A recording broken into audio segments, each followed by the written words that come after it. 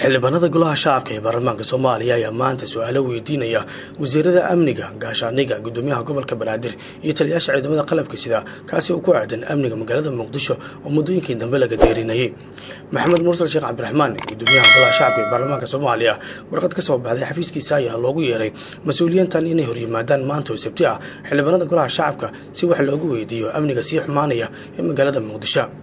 Gunti la'aan ayaa laba jeer hore u baaqday kulamada golaha shacabka ee baarlamaanka Soomaaliya kadib markii xildhibaanada golaha shacabku ay dalbadeen in laga hadlo amniga magaalada Muqdisho, taasi oo sababtay inaanan soo xaadirin fadhiga golaha shacabka tirada xildhibaan ee loo baahnaa oo uu ku furmi karay.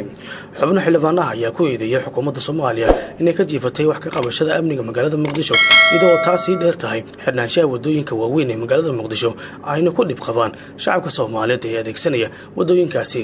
Ra'iisul Wasaare Xasan Cali Khayre ayaa noqonaya ra'iisul wasaaraha kaliya ee aan isaga iyo wasiiradiisa marna hor iman baarlamaanka Soomaaliya marka ay timaado la xisaabtanka hay'adaha amniga. Tan iyo markii laga baxay ku-meel gaarka sanadkii 2012 hase ahaatee maanta ayaa xubno ka tirsan golihiisa wasiirada hortagaya xildhibaanada golaha shacabka.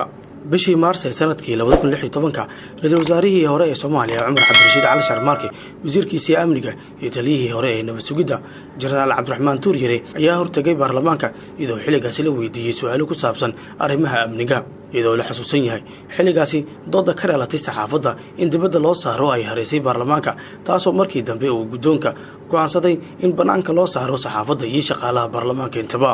Si kastaba ha ahaatee, bulshada Soomaaliyeed qaybaheeda kala duwan ayaa maanta indhaha ku haya waxyaabaha ka dhici doona xarunta golaha shacabka ee baarlamaanka Soomaaliya oo ay ku balansan yihiin mas'uuliyiinta amniga, balse la arki doonay wixii soo baxa.